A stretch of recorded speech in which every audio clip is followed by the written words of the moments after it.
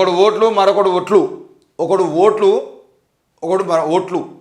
ఇది రాజకీయాల కోసం దేవుణ్ణి వాడుకుంటున్నారు. మరి అక్షింతలు మన కడుపు నింపుతాయా? రాముని మందిరం దగ్గర నచ్చిన అక్షింతలు మన కడుపు నింపుతాయా?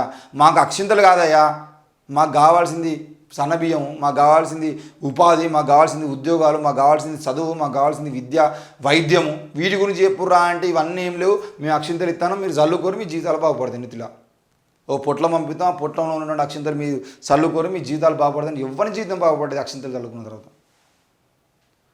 భువనగిరిలో బీజేపీ కాంగ్రెస్ ములాఖాత్. బీజేపీ వల్లే రాష్ట్రానికి నష్టం, సిగ్గు లేకుండా ఇట్లా ఓట్లు అడుగుతారు.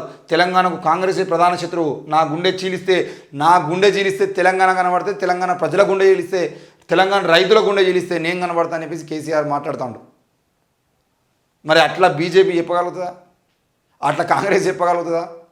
ఇట్లా మాట్లాడంటే మళ్ళీ మీరు బీఆర్ఎస్ కమ్ముడు వినవరా అని చెప్పేసి మాట్లాడతారు. నేనేమంటున్నా అంటే కేసీఆర్ చెప్తున్నట్టుగా మీరు చేసినటువంటి అభివృద్ధి గురించి మాట్లాడుకోండి. కేసీఆర్ దిగిపోయినాక, గద్దె దిగినాక కూడా అంత మాట్లాడగలుగుతున్నాడు కదా, మరి బీజేపీ ఎందుకు మాట్లాడలేకపోతుంది? దేవుని పేరుతో రాజకీయం చేయకుండా తెలంగాణలో బీజేపీ అధికారంలోకి రాగలుగుతుందా? ఒక ఆమె ఈ మధ్యలో సినిమా హీరోయిన్ కన్నా ఎక్కువ చేసుకుంటూ ఒక ఆమె వచ్చి బాణాలు ఎత్తా ఉంటుంది. అరే నువ్వు మసీదుని చూసి బాణం ఎందుకు వేసినావంటే, నేను మసీదుని చూసి బాణం వేయలేదండి, ఆ కెమెరామెన్ గాడు కెమెరా ఆట తిప్పింది కాబట్టి మసీదు కనబడా అని చెప్పేసి మాట్లాడతాం. ఎంత మిదడు తక్కువ ముచ్చట్లు. ఏడ కనబడతాడా పిచ్చిదానిలాగా అని చెప్పేసి ఒరుడు.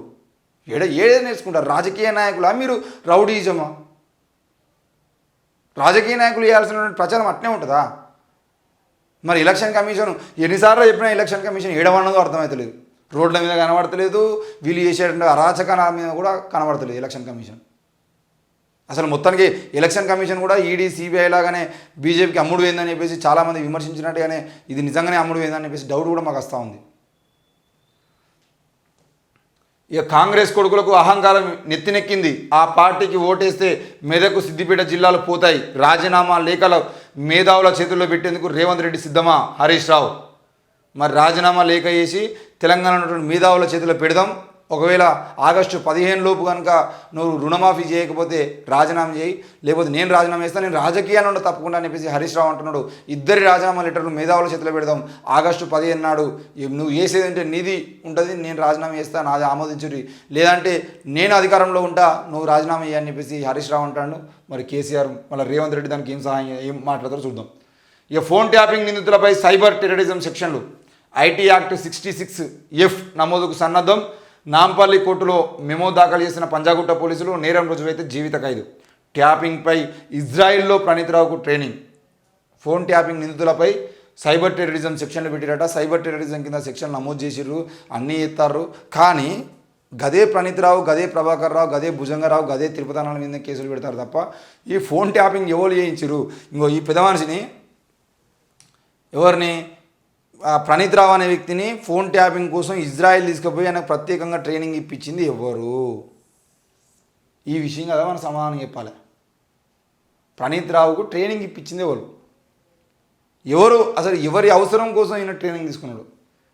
ఎవరి స్వార్థ ప్రయోజనాల కోసం ఈరోజు ప్రణీత్ రావు జైలుకు పోవాల్సి వచ్చింది? వీటికి సమాధానం చెప్పాల్సిన బాధ్యత రేవంత్ రెడ్డి ప్రభుత్వమే ఉంటుంది. ఈరోజు ప్రణీత్ రావు ఆయన అవసరాల కోసం ట్యాపింగ్ నేర్చుకోలే, ఆయన అవసరాల కోసం, ఆయన అధికారంలోకి రావడం కోసం ట్యాపింగ్ నేర్చుకోలేదు. దయచేసి ఇప్పటికైనా మీరు ప్రభాకర్ రావు, ప్రణీత్ రావును అరెస్ట్ చేసడానికి ఇంట్రెస్ట్ చూపించింది, ఎంత ఇంట్రెస్ట్ చూపిస్తారో వీళ్ళు వెనకాల ఉండి నడిపించిన వ్యక్తులని అరెస్ట్ చేయడం కూడా అంతే ఇంట్రెస్ట్ చూపించండి. లేదు అనంటే పార్లమెంట్ ఎన్నికల్లోపు కనుక వారిని అరెస్ట్ చేసడానికి ప్రయత్నం చేయకపోతే మీరు బీజేపీ, బీఆర్ఎస్ అందరూ ఒకటే. జనాలని పిచ్చోళ్ళని చేసి మీ అధికారం కోసం వారిని వీరిని తిట్టుకుంటారు. మీరంతా ఒక్కటే అనే విషయం ప్రజలకు అర్థమైపోతుంది.